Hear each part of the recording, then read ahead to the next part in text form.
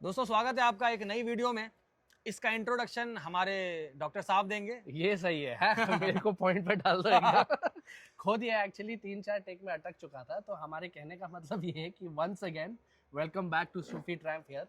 पिछली जो रील जो हमने रिलीज की थी इंस्टाग्राम पे, उस पे सुफियान साहब ये सवाल उठाते हैं कि ग्रेविटी क्या है। ग्रेविटी कोई फोर्स नहीं है। ग्रेविटी कोई है फोर्स क्या? नहीं है। What is gravity, how is gravity, हाँ। How talk, how walk. और वो रील लगता है तहलका चल गई है, ज्यादा ही तहलका ऑमलेट बना है उसके ऊपर, क्योंकि 24 घंटे भी नहीं हुए और 3 मिलियन से ज्यादा व्यूज आ चुके हैं। बहुत सारे लोग बात कर रहे हैं कि तुमने जब ये कहा कि ग्रेविटी कोई फोर्स नहीं है तो उसका मतलब क्या है।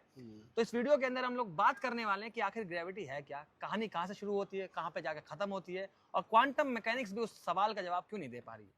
इसके ऊपर हम व्योम साहब के साथ बैठे हैं। दोबारा पुणे में आ चुका हूं मैं। दिल्ली का सफर बहुत अच्छा रहा। व्योम साहब को शिकायत भी है मुझसे थोड़ी कि यार तुम दिल्ली चले गए, हमें यहाँ पुणे तनहा छोड़ के, लेकिन हम दोबारा आ गए। गैरों के साथ वीडियो बना रहे हो दोस्तों को छोड़ के। दीक्षित साहब के साथ इनकी बहुत घनिष्ठ मित्रता है। एनीवेज, हाँ। तो दोबारा हम चालू हुए हैं। इस पे हम आज चिंतन करने वाले हैं ग्रेविटी के ऊपर। कुछ सवाल, कुछ जवाब, कुछ इनके, कुछ मेरे। चालू करते हैं वीडियो। Of course. तो सबसे पहले मैं ये बता देता हूँ मेरे को क्या क्या पता है। हाँ। ठीक है, क्योंकि आपने कहा था भाई वीडियो है पढ़ के तो मैं पढ़ के आया हूँ, तो थोड़ा सा फ्लेक्स तो मैं भी करूंगा। हाँ। सबसे पहले मतलब ये कोई नई एकदम माइंड ब्रेकिंग कॉन्सेप्ट नहीं था, क्योंकि सब लोग ये देखते थे कि धरती से हम जुड़े हुए हैं, है ना, हम धरती को छोड़कर जा नहीं पा रहे हैं। और कई सारे रिलीजियस टेक्स्ट में भी इस बात का मेंशन है, हमारे ग्रंथों में भी है। लेकिन अब हम जाते हैं, सबसे पहला जो एक क्लियर कट एक्सप्लेनेशन था वो एरिस्टोटल ने दिया था। एरिस्टोटल का ये कहना था कि 4 मेन एलिमेंट्स होते हैं, उनमें से एक अर्थ है, वाटर है, एयर है और फायर है, और इन सबका अपना अपना नेचर है। अर्थ जो है वो बहुत बड़ा है, उसका मास बहुत ज्यादा है, तो वो केवल सेंटर में नहीं, वो यूनिवर्स के सेंटर में है। हमारे इर्द गिर्द सब चीजें घूमती हैं। पानी जो है क्योंकि बहुत सारा है लेकिन अर्थ से हल्का है, वो अर्थ के आजू बाजू ही रहता है। और फिर आती है एयर, वो पानी से भी हल्की है।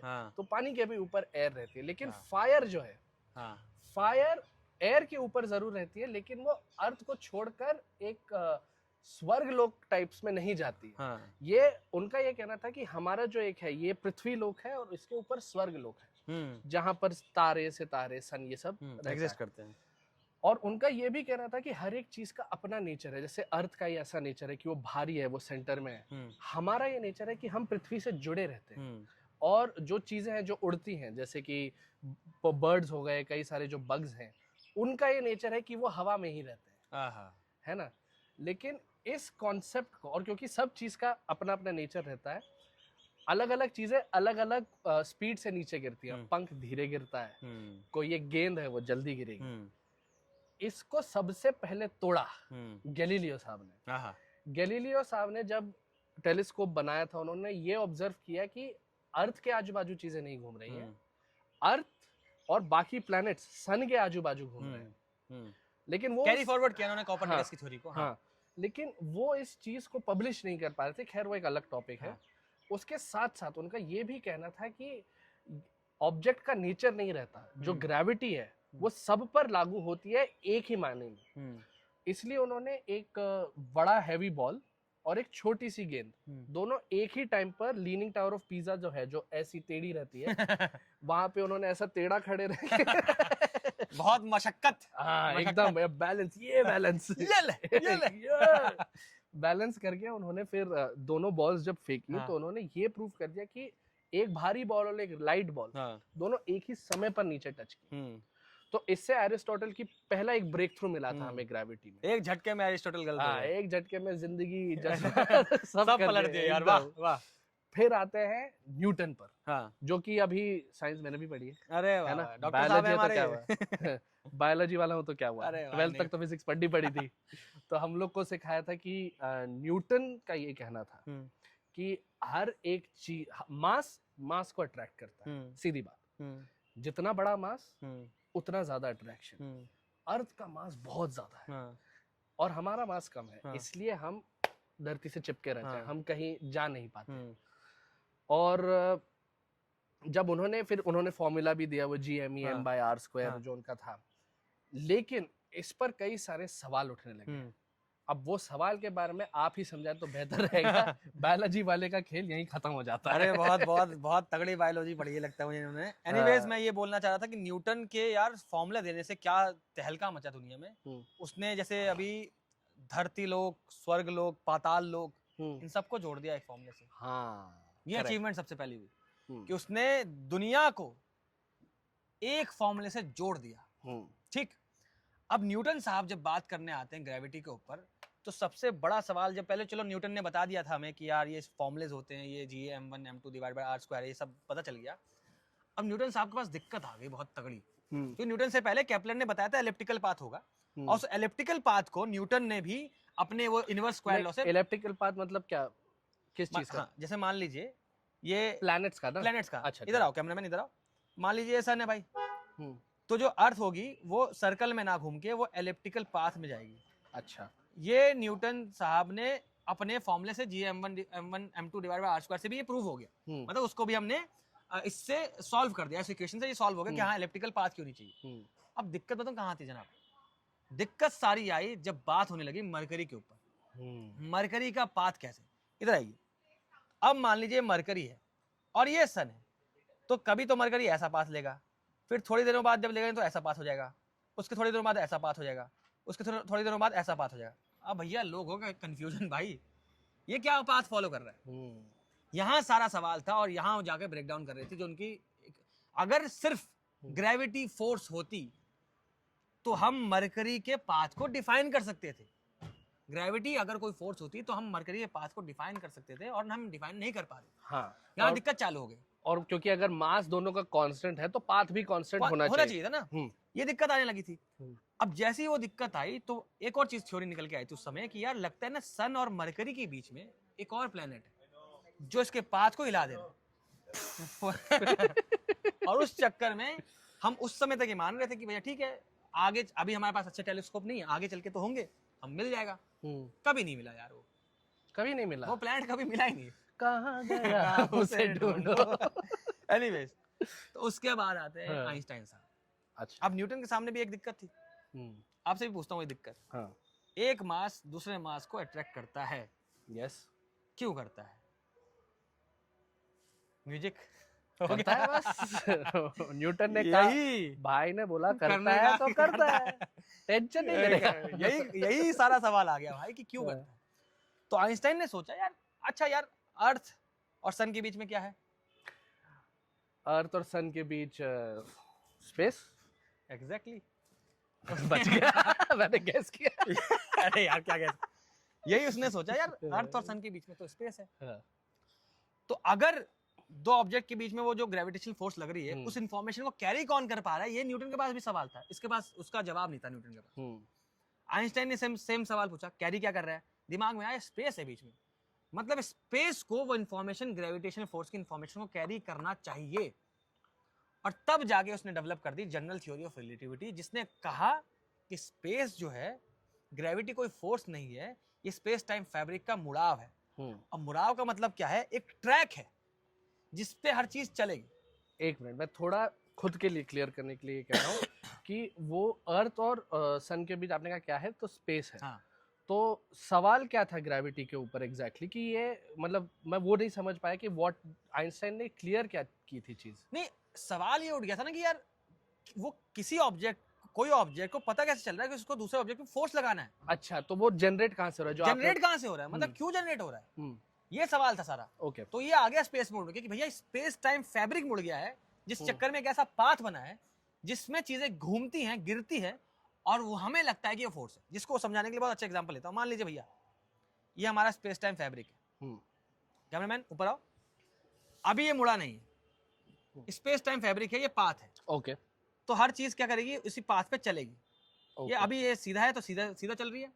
अब जैसे ही मैंने इसको मोड़ दिया, तो अब कुछ भी हो जाए, ये चीज जो है ना, ये इसी पाथ पे चलेगी, तो मुड़ के चलेगी, मुड़ के चलेगी। अब एक बात बताइए मुझे, स्पेस टाइम फैब्रिक का मुड़ने का मतलब क्या है? कि इस पाथ पे मैं चलना है। अभी मैं चाहे कैसी उंगली घुमाऊं, कितनी तेज घुमाऊं, लेकिन मैं इस पाथ को ही फॉलो करूंगा। हाँ, तो ये इस पाथ में मैं मूव करता रहूंगा। अच्छा, यही चीज है ये। तो आइंस्टाइन का ये कहना था कि जितने जो भी ये ऑब्जेक्ट्स हैं, ये हाँ। सब एक फैब्रिक पर बिछे हुए हैं, बिछे हुए हैं। स्पेस पर बिछी हुई चीजें हैं, और जो कुछ भी ट्रैवल करता है वो चाहे फोर्स हो या कुछ भी हो, हाँ। वो इस फैब्रिक के थ्रू ट्रैवल करता वो है। उस ट्रैक पे ट्रैवल करता है। उस अच्छा। ट्रैक पे जो ट्रैवल कर रहा है, उससे जो इफेक्ट क्रिएट हो रहा है, उसको हमने नाम दिया था जमाने पहले कि ये ग्रेविटेशनल फोर्स है। अच्छा। जबकि ये फोर्स नहीं थी, ये एक ट्रैक था जिसपे हमें चलना था। एक पटरी बिछा दी गई है यूनिवर्स में, जिस पटरी पे हर चीज चलेगी। तो आइंस्टाइन का बेसिकली कहना ये था कि ग्रेविटी कोई अट्रैक्टिव फोर्स नहीं है। ग्रेविटी कोई अट्रैक्टिव फोर्स नहीं है, ग्रेविटी कोई फोर्स नहीं है। ग्रेविटी का जो इफेक्ट है वो स्पेस टाइम फैब्रिक का जो साइड track है, इफेक्ट है जो हाँ, स्पेस टाइम जो मुड़ता है, हाँ, उसका आउटकम निकल के आ रहा है ये। अच्छा, ये था आइंस्टाइन का कहना। आइंस्टाइन तो खैर बहुत ही बड़े बुद्धिमान इंसान थे, थोड़ा सा बुद्धिमान मैं भी हूँ। तो आइंस्टाइन से कंपेयर किया जा रहा है। डॉक्टर साहब देख रहे हैं, बाल कटवा लिए आपने, आइंस्टाइन का बाल उड़ गए थे। सोच में ही उड़ गए हैं, ऐसे ऐसे सवाल कर रहे हो ना तो कि स्पेस टाइम मुड़ा हुआ है। अरे टेंशन में ही बाल, ये बाल गिरे हैं, कटे थोड़ी हैं। अच्छा, नहीं बट हाँ। मेरा जेन्युइन क्वेश्चन ये है हाँ। कि चलो, ये एक बाय प्रोडक्ट है कि स्पेस टाइम पे जैसे अर्थ हो गया या सन हो गया, वो स्पेस टाइम बेंड करता है, तो उसके जगह पे कोई भी जो चीज है वो उसकी तरफ अट्रैक्ट होते हुए जाएगी। हाँ, करेक्ट, उसी पाथ पे चलेगी। ठीक है। फिर अगर ये एक बाय प्रोडक्ट है और ये एक फोर्स नहीं है, तो जो हमारे रॉकेट्स हैं उनमें इतना भर भर के फ्यूल क्यों डाला जाता है और इतना फोर्स क्यों उन्हें जनरेट करना पड़ता है यहाँ से उड़कर स्पेस में जाने के लिए? एक और टिश्यू बर्बाद किया जाएगा इसी को समझाने के लिए। टिश्यू Anyways, होते ही बर्बाद होने के लिए अरे है यार। जानी। तो जानी देखिए, कैमरामैन फिर आइए इधर। हाँ, ये मैंने पाथ बिछा दिया। ओके। तो जो हमें फोर्स लग रहा है ना, ये देखिए, ये एक पाथ है, इस पाथ पे चल के हमें जाना है। तो इस पाथ पे जो चलने के लिए जो हमें एनर्जी चाहिए, वो रॉकेट प्रोवाइड कर रहा है। बस हमारा पाथ क्या बोला नॉर्मली कि भैया तुम अंदर रहो, लेकिन हम क्या कर रहे हैं, इस पाथ को छोड़ के जा रहे हैं। इस पाथ को छोड़ के जाने के लिए जो एनर्जी लगेगी वो है ये एनर्जी। एग्जाम्पल के तौर पे हमने एक पटरी बिछा दी है, पटरी एक पहाड़ पे बिछाई है, ये पहाड़ है, हाँ, ये पटरी हमने बिछा दी है। तो नॉर्मली क्या होगा, कोई भी चीज छोड़ोगे नीचे गिर जाएगी, हाँ, इस ट्रैक पे के हिसाब से, हाँ। लेकिन अगर इस ट्रैक को पकड़ के, इधर आइए कैमरामैन, अगर मुझे इसी ट्रैक को पकड़ के ऊपर जाना है, पहाड़ के ऊपर चढ़ना है, तो एनर्जी लगेगी। हाँ। समझ लीजिए वो एक ऐसा ट्रैक है जिसपे चलने के लिए, क्योंकि हमें रिवर्स जा रहे हैं, एनर्जी चाहिए।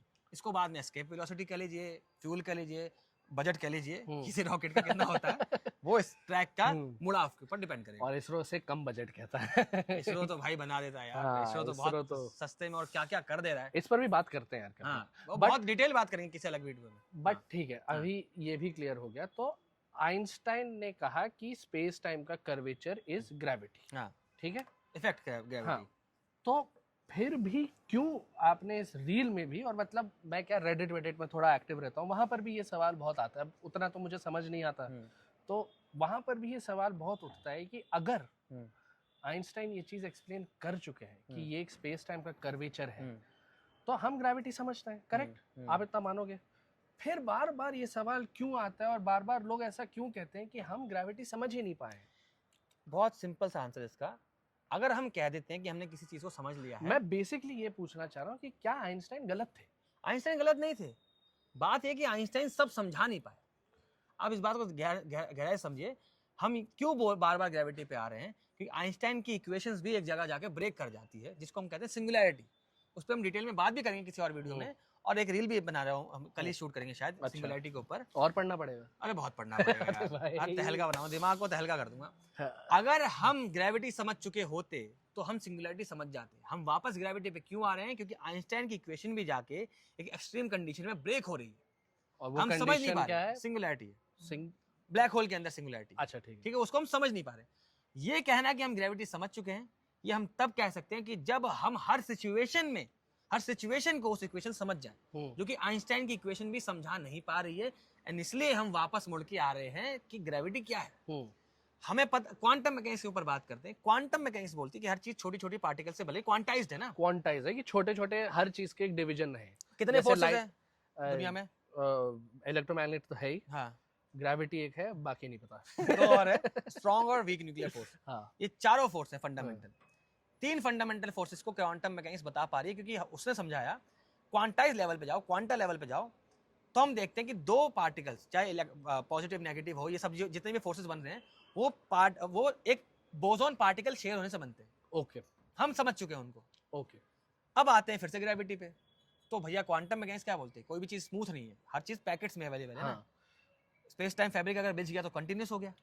क्वांटम मैकेनिक्स की सारी लड़ाई ही कंटिन्यूटी से है कि भैया दुनिया कंटिन्यूस तो नहीं हो सकती, रैंडम मतलब कि पार्टिकल्स में है, क्वांटाइज्ड है। लड़ाई वही थी, तो हम लेके आए ग्रेविटॉन्स नाम की तो चीज़। यही वो शॉर्ट फिल्म में भी जो आप बात है वो अब समझ आ रहा है कि मतलब वो रियलिटी वाला कि नील्स बोर को कहा जाता है one of the founding fathers right of quantum mechanics. भैया क्वांटाइज है सब कुछ। अब जब क्वांटाइज है तो हम ग्रेविटॉन्स के हिसाब से ग्रेविटी समझ जाते हैं।